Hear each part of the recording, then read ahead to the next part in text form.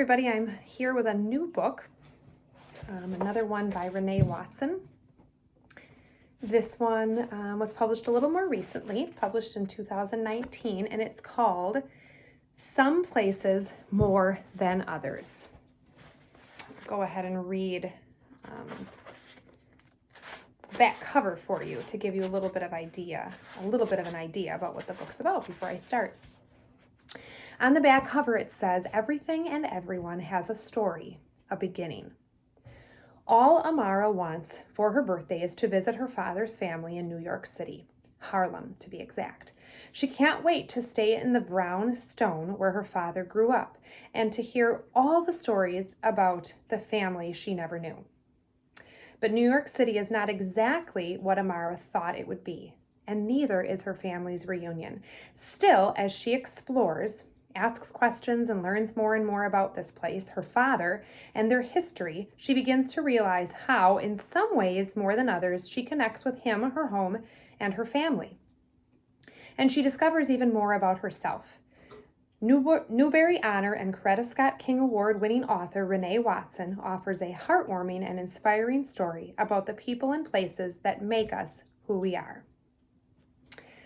So before I get started reading, just kind of a question I have in my mind after reading that little blurb and thinking about what this story might be about and what kind of events it might involve and how the theme might come together. Something I guess I want to think about before I start and maybe have you think about a little bit is, do you have any questions about anything about your history? So maybe that would be, is there anybody in your life that maybe passed on before you got a chance to meet them, or anyone in your family who passed away when you were very young, or maybe someone in your family who is alive but you just haven't seen them in a long time, or maybe you haven't met them? Is there someone that you would like to talk to? Maybe somebody that's never going to be a possibility for because the person isn't alive, or maybe it will be, but someone you'd like to talk to, maybe to ask some questions, to get more pieces of your history or of your culture or of your background. Maybe it's somebody who lives in a different country or in a different city or state that you don't have contact with. Who would you talk to? And what would you ask them about your identity, about your family, about your history, about your culture? So just kind of think a little bit about that as I get started today with our new book, Some Places More Than Others by Renee Watson. Chapter 1. New York City is no place for a little girl, Mom says. I don't think Amara is ready to visit. She takes plates from the cabinet, getting ready for the dinner. Dad is cooking. I am sitting at the kitchen island reading, sort of. I have been on the same page for the past 15 minutes. Instead of reading, I'm listening to Mom and Dad's conversation. I'm irritated for a couple of reasons. One, because the little girl she is referring to is me, except I'm not a little girl. Exactly 2 weeks and 1 day from today, I will be 12 years old.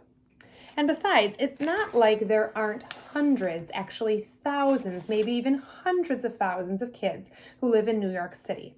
I asked if I could go for my birthday and visit Dad's family. And it set off this long discussion. Mom says kids who are born and raised in New York City is one thing. Kids from Oregon visiting is another. She keeps listing reasons why letting me visit New York is a bad idea. She says to Dad, we don't even let Amara walk to school alone. How is she going to navigate a big city? Amara doesn't know anything about a place like New York. She's lived in the suburbs her whole life.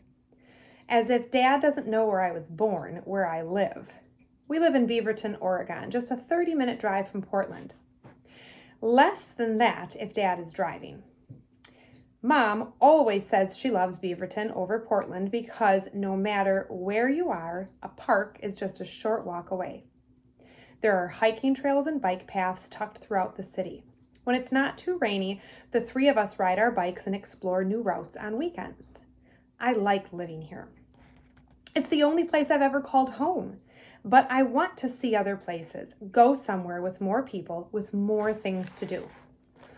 I try to catch Dad's eyes, see if he will speak up for me and convince Mom to let me go to New York.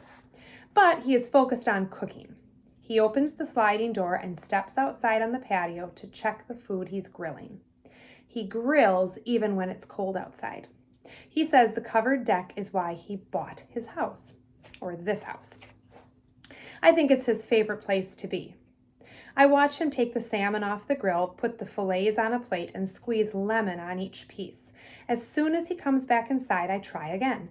Mom, you act like Dad isn't going to be there with me.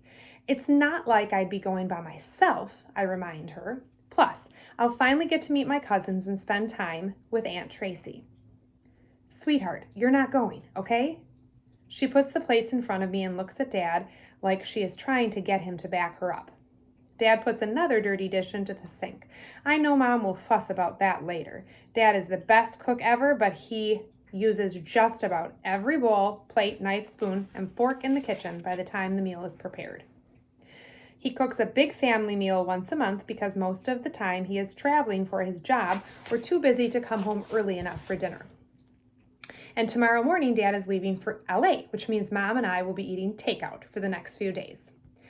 Mom eyes all the dirty dishes in the sink. Babe, you're going to have to wash those. You can't leave this mess for Hannah to clean. Don't we pay Hannah to clean the house? Dad asks. Mom lets out a sigh, and I know this means she has had enough with both me and Dad. I get up and take the plates over to set the table, the one in the kitchen. We mostly eat in here instead of the formal dining room. We only eat there on Thanksgiving or when guests are joining us. Right now, it's an extension of Mom's workroom. Her sketches, along with fashion magazines and swatches of fabric, are spread across the table. Mom designs dresses and sells them at her boutique in downtown Portland's Pearl District.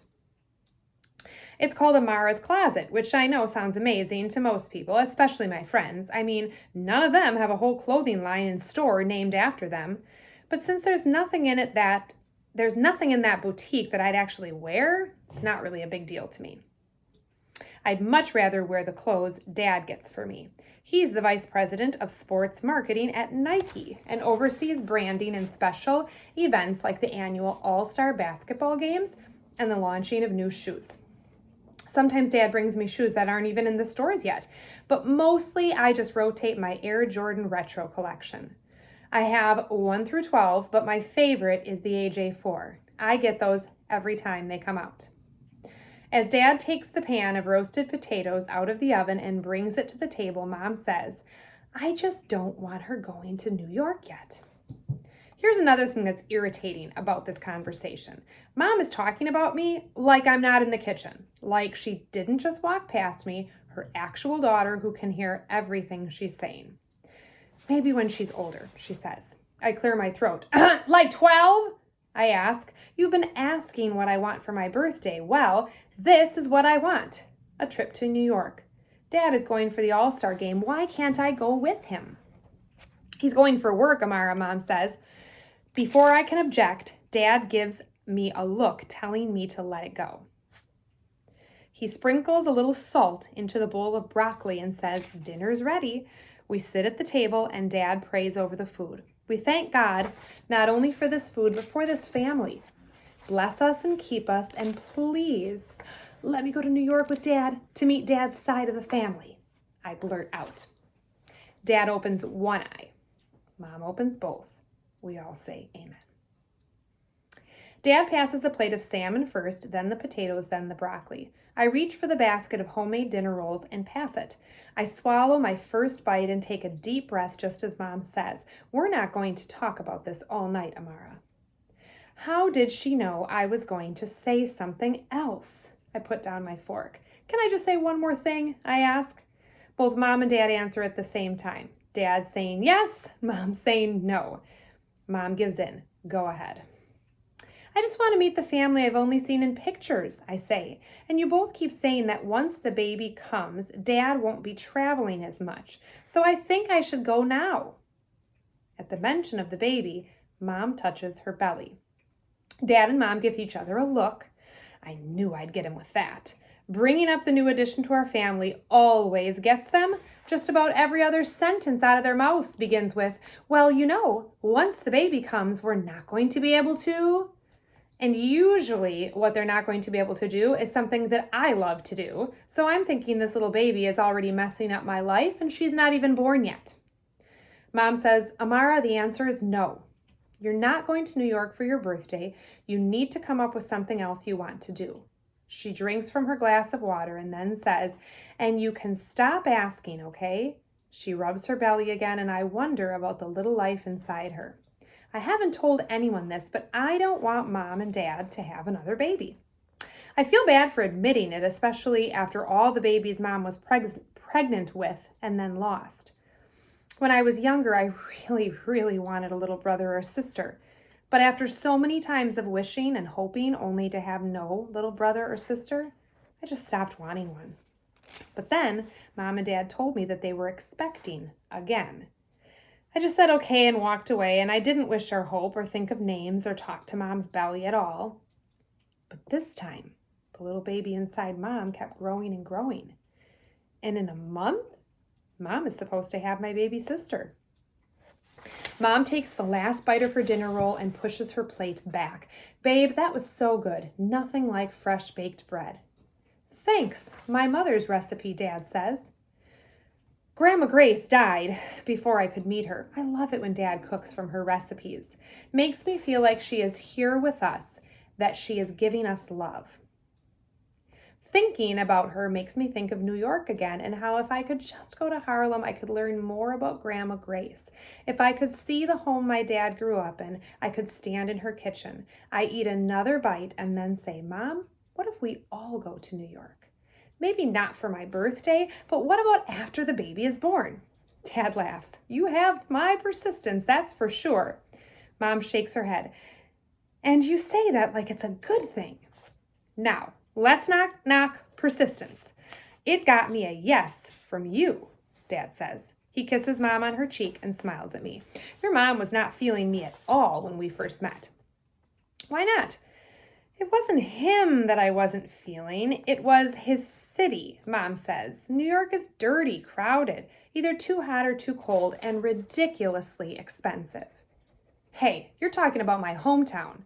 Sorry, honey, but you know I'm telling the truth. Mom turns to me and says, besides, Amara, I only went to New York for college, and I knew once I graduated, I'd be coming back to Oregon. I didn't want to get involved with someone who was going to try to make me stay. But little did she know that I was ready for a change and wanted to leave the city, Dad says. Plus, my dream job was to work at Nike, so I had already looked into moving to Beaverton. Once I told her that, I had her attention. But I still had to convince her to go on a date with me. Mom smiles. He tried hard too, Amara, reciting me poems and everything. Poems? Dad reciting poems? Dad gets up from the table. Okay, all right, enough about me. I take that to mean we can go back to talking about my trip to New York. I look at Mom and ask, so is this your way of telling me that if I stay persistent and recite you a poem, then you'll let me go? Mom gives me that look, the one that says she's had enough and I better get myself together before I regret it. I don't get that look often. A few times she's given it to me when she's already told me 2 or 3 times to turn the TV off and get my homework done. I let it go. I get up, put my plate in the dishwasher, and excuse myself to my room. As I walk away, Mom says, homework first. I know, I tell her. On the way to my bedroom, I hear Mom say to Dad, you love making me be the bad guy, huh? Now, why you got that girl thinking she can go to Harlem with you? You haven't seen her talk to your father in about 12 years. You really think that it's appropriate for Amara to be there when you finally do see him? My hand is on the doorknob, but I don't open the door. I stand real still so they don't know I'm in the hallway listening. Dad says, going to Harlem don't mean I have to see my dad. I've been to New York several times in the past few years. They don't need to know when I'm back in the city. But I think for Amara, the whole point is to meet your... Leslie, not now, please. I go into my room, sit on my bed. My father hasn't talked with Grandpa Earl in 12 years. He's actually been in New York City and didn't go home. I know he's been for work, but still, how do you not talk to your father, and why didn't I know this? Dad hasn't talked with Grandpa Earl, but I have. I talk to Grandpa Earl every Father's Day and on Thanksgiving and Christmas and my birthday and his birthday. I've never really thought about it before, but now that I'm remembering, every time I talk to Grandpa Earl, it's Mom who calls me to the phone. When I'm finished, I give the phone back to Mom. I think and think, but I can't remember a time when I saw or heard Dad on the phone with Grandpa Earl. He talks with Aunt Tracy a lot. She's been here to Beaverton to visit us a few times. Sometimes Dad sends shoes to my cousins Nina and Ava, but he doesn't speak with Grandpa Earl.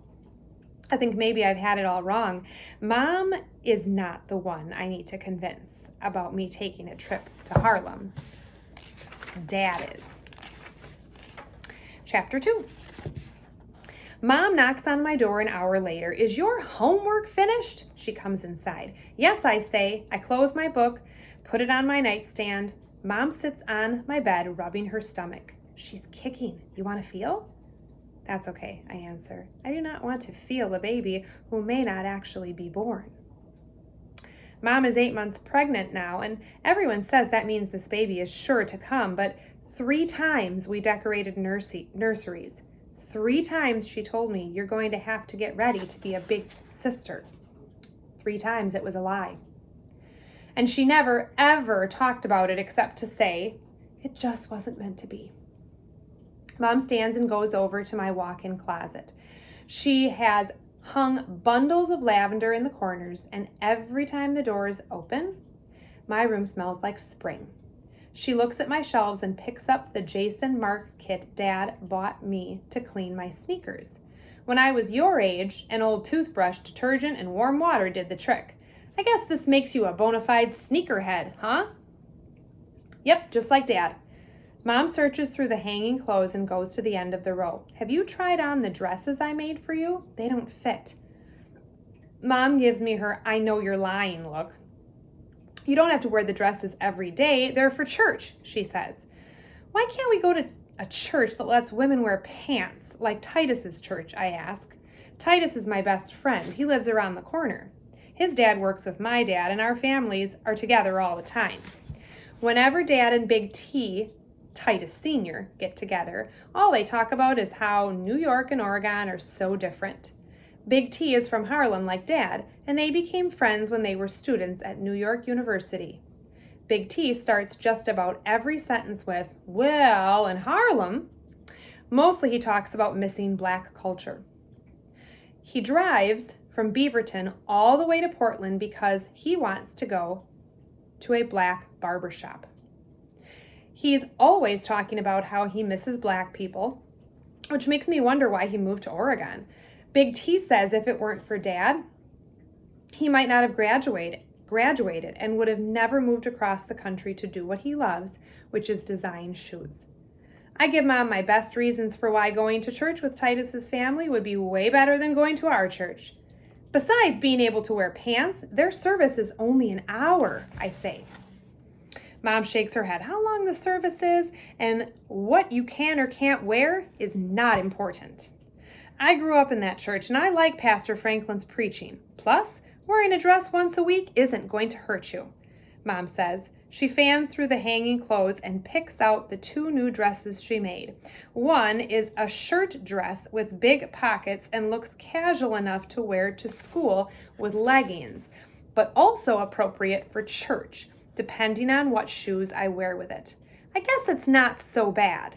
It's better than the second dress, which has a busy print with at least 5 colors. It looks like the kind of dress that wrinkles if you do the tiniest movement, like raise your hand or bend over. It's the kind of dress that makes people say, oh, you're so beautiful, or you're such a pretty girl. No one ever says that when I'm wearing jeans and a t-shirt. I just think church shouldn't be all what a person is wearing on the outside. It's what they believe on the inside, I say. And I agree, Mom tells me. I also believe that what you look like on the outside is a reflection of who you are. And how you dress going anywhere, school, church, or even the mall for that matter, shows how much you respect yourself or a place. Kylo. Dressing up for church is showing that you care about where you're going. That this one day out of the week is special enough for you to not wear your everyday clothes because you're going to honor God. Mom is always good with a comeback. There's a time and a place for everything. I don't expect you to wear a ball gown to a basketball game, just like I don't think it's appropriate to wear shorts in the sanctuary. Mom holds the dresses up in the air, toward the light, and looks them over. Here, humor me at least. She hands me both dresses. Try these on. I change into the colorful one first, so that way when I tell her how much I don't like it, but how much I like the other one, we'll end this fitting on a good note. Mom fusses over me, turning me around in circles so she can see me from different angles. She gently directs me to the full-length mirror in my closet. See, this looks so good on you, Amara. But Mom, I'm uncomfortable in it. Does it feel too tight, she asks. It doesn't look tight at all. No, it's not tight, I tell her, but it's suffocating me. Mom, you know I don't like dresses. But you look so pretty in them, Mom says. I look into the mirror with Mom behind me, waiting for me to change my mind. I stay silent until she sighs and says, "We'll take it off." I pull the dress off and reach for the other dress, which is now hanging on Mom's left arm. She holds on to both dresses like she is rescuing them from a dangerous place. "I'll try that one on," I say, pointing to the shirt dress. "I think I'll wear it to school tomorrow to make her see I am willing to compromise." "I like that one." "No, it's okay, Amara. I don't want to make you do anything you don't want to do." She folds the dress. "You know most girls your age would love to have one-of-a-kind clothes designed especially for them," she says. "When I was a little girl, I loved wearing dresses. I'd sneak in my mother's closet and play dress-up in her clothes, strutting around in her high-heel shoes. I don't know whose child you are, anyway." When she says this, I feel like what she is saying is that I am not girl enough, daughter enough, that I am nothing like her.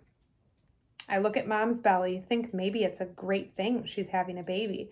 Maybe she'll have the daughter she's always wanted. A girl nothing like me. "You know, you used to like wearing the clothes I made for you," Mom says.